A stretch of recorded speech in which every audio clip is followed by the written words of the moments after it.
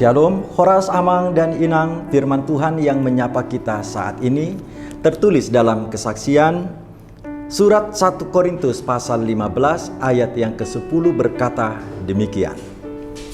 Tetapi karena kasih karunia Allah, aku adalah sebagaimana aku ada sekarang. Dan kasih karunia yang dianugerahkannya kepadaku tidak sia-sia. Sebaliknya, aku telah bekerja lebih keras daripada mereka semua, tetapi bukannya aku, melainkan kasih karunia Allah yang menyertai aku. Dalam terjemahan bahasa Batak disebutkan demikian. Alai nadiahu nuaeng sian asini rohani debatado, umbahen nadapot jaladang namang magopo asini rohana tu ahui. Ai gumodang do nah ulahon sian nasida saluhutna. Alai dada ahutahe asini rohani debata natuahu ido. Demikianlah bunyi firman Tuhan. Jemaat sekalian, kita yang dikasihi dan diberkati oleh Tuhan, adapun yang menjadi topik renungan kita saat ini berkata, semua karena kasih karunia.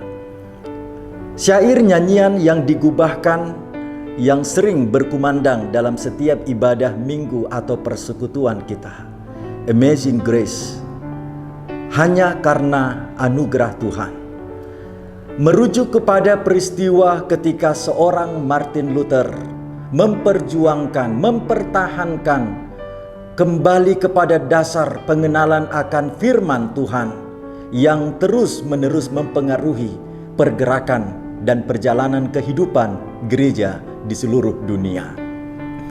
Bahwa orang yang benar, orang yang diberkati, orang yang diselamatkan adalah orang yang memahami serta mengimani dan mengakui dengan kesaksian hidupnya, semua karena kasih karunia. Sehingga anugerah Allah yang telah hadir bagi kita melalui karya penciptaannya dan dilanjutkan dengan karya penebusan atas dosa dunia oleh Yesus yang telah kita rayakan pada peristiwa Natal yang lampau. Dan dengan demikian juga kita menghadirkan yang namanya damai sejahtera ketika Roh Kudus senantiasa mengiring perjalanan kehidupan kita sampai Maranatha. Disinilah pemaknaan tentang kasih karunia yang dibagikan oleh seorang Paulus ketika dia menginjili jemaat di Korintus. Pada bahagian yang pertama ini sangat diidentik dengan yang namanya perpecahan di tengah-tengah anggota tubuh Kristus.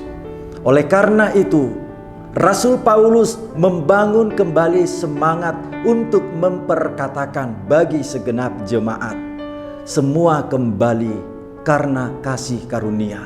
Semua kembali karena anugerah Tuhan semata, bukan karena kekuatanku, bukan karena kehebatanku, melainkan semua hanya karena anugerah Tuhan semata.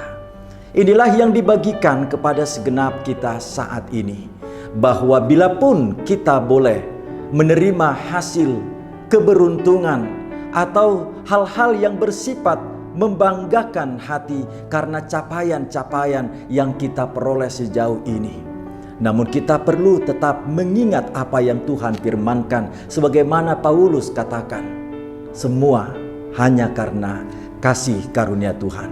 Dengan demikian kita akan terus diedukasi, roh kerendahan hati, roh untuk bersyukur menjadi identitas diri yang sejati. Oleh karena itu, biarlah semua hanya karena kasih karunia Tuhan, hormat pujian bagi nama Tuhan, sehingga berkat-berkat yang lainnya Tuhan semakin tambahkan. Selamat beraktivitas Amang dan Inang jemaat sekalian. Mari terus terapkan yang namanya protokol kesehatan, selalu mengenakan masker saat beraktivitas di luar rumah, dan kita rajin mencuci tangan sembari kita tetap menjaga jarak. Bagi yang belum vaksin, segera silakan menerima vaksin, dan kita berharap dalam doa Tuhan segera pulihkan keadaan. Kita berdoa. Terima kasih Tuhan atas firman-Mu.